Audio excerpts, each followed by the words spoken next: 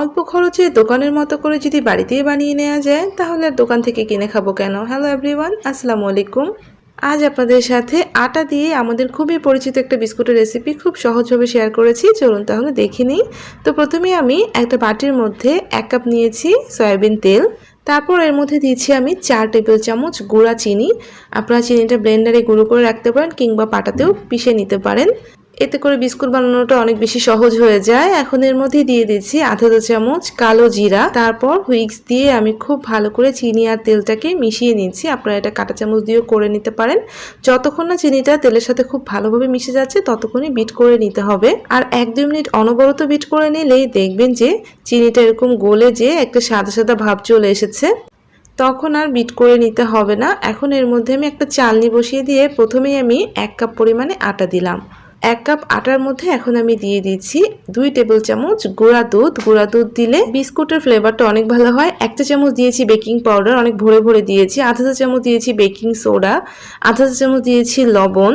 লবণটা অবশ্যই আধা চা চামচ দিতে হবে। এখন খুব ভালো করে সব কিছু চেলে নিচ্ছি। আর প্রথমে আমি 1 কাপ আটা দিয়েছি। আটা দিয়ে সব কিছু একবারে চেলে নিলাম। এরপরে কিন্তু আমি আরও অনেকটা আটা ইউজ করব। তো প্রথমে যেহেতু এই উপকরণগুলো দিয়েছি তাই আমি সব কিছু চেলে নিলাম।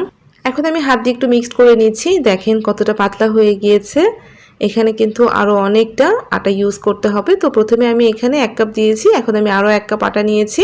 পুরো একদম সমান সমান করে নিয়েছি। তারপর এই 1 কাপ আটাও আমি অল্প অল্প করে অ্যাড করে দিচ্ছি। তো এখানে আমার টোটাল 2.5 কাপের মতো আটা লেগেছে। তো এরকম অল্প অল্প করে দিয়ে একটা ডো বানিয়ে নিতে হবে। অনেক সফট করে ডোটা বানাতে হবে। তো প্রথমে আমি পুরো 1 কাপ আটা ইউজ করে দিলাম। মানে প্রথমে 1 কাপ ইউজ করার পরে পরবর্তীতে আমি আরও 1 কাপ আটা ইউজ করে ফেলেছি। এরপরে কিন্তু আমি আরও আধা কাপ পরিমাণে আটা এখানে অ্যাড করে নিব। তো মেইন কথা হচ্ছে এটা একটা খামিরের মতো হতে হবে। তো যতক্ষণ এটা একটা সফট খামির হচ্ছে আপনি ততক্ষণই একটু করে আটা ইউজ করবেন। তবে আটার পরিমাণ আবার অনেক বেশি করে শক্ত করে ফেলবেন না। মোটামুটি সফট করে খামিরটা বানিয়ে নিতে হবে। দেখেন আমার খামিরটা কিন্তু হয়ে গিয়েছে। আমার এখানে 2.5 কাপের মতোই আটা লেগেছে। তো আমি একটু ভালো করে মথে নিলাম যাতে খুব ভালোভাবে সব কিছু মিক্সড হয়ে যেতে পারে। খুব ভালো করে মথে নেওয়ার পরে এখন দেখেন এটা কতটা সফট হয়ে গিয়েছে।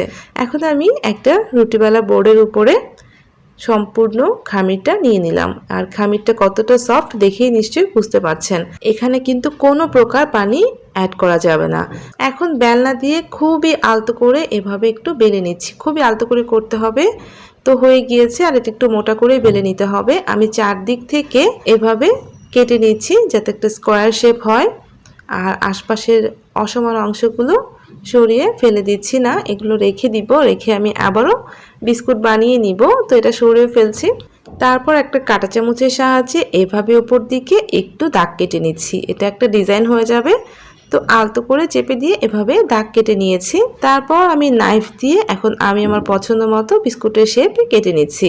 আমি কিছুটা লম্বা করে বিস্কুটগুলো কেটে নিচ্ছি। আপনারা চাইলে ছোট বড় লম্বা চিকন আপনাদের পছন্দ মতো করে কেটে নেবেন। মাঝ বরাবর কেটে নিয়েছি। এখন এটা আমি এভাবে নাইফ দিয়ে তুলে নিচ্ছি। আপনারা হাত দিয়েও তুলে নিতে পারেন। দেখেন এটা কতটা সফট হয়েছে। আর এটা কিন্তু খুব বেশি পাতলা না আবার খুব বেশি মোটাও না। দেখেন ঠিক এভাবে বিস্কুটগুলো বানিয়ে নিতে হবে। তো আমি বানিয়ে নিয়ে এগুলো একটা প্লেটের মধ্যে তুলে নিচ্ছি। বাকি যেটুকু বেঁচে গিয়েছিল সেটা আমি আবারও এভাবে বিস্কুটের শেপ দেওয়ার জন্য বেলে নিচ্ছি।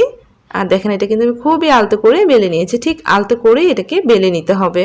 তারপর সেম ভাবে 4 দিক থেকে আবারও কেটে নিলাম। আবারও সুন্দর করে দাগ কেটে নিলাম। এবার আমি বিস্কুটগুলোকে একটু ছোট ছোট করে বানিয়ে নিচ্ছি।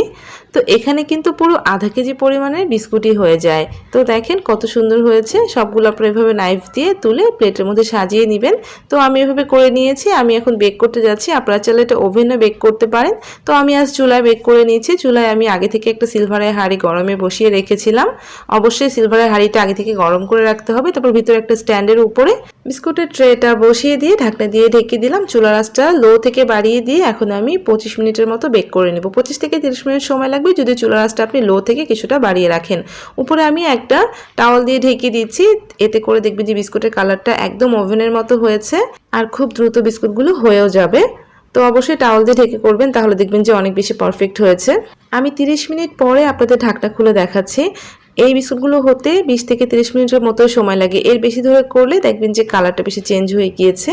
তো দেখেন উপরটা যখন দেখবেন শক্ত হয়ে গিয়েছে বিস্কুটের, তখন বুঝবেন যে আপনার বিস্কুটগুলো পারফেক্ট হয়েছে। যদি নরম থাকে তাহলে আরও 5 মিনিট বেক করে নেবেন।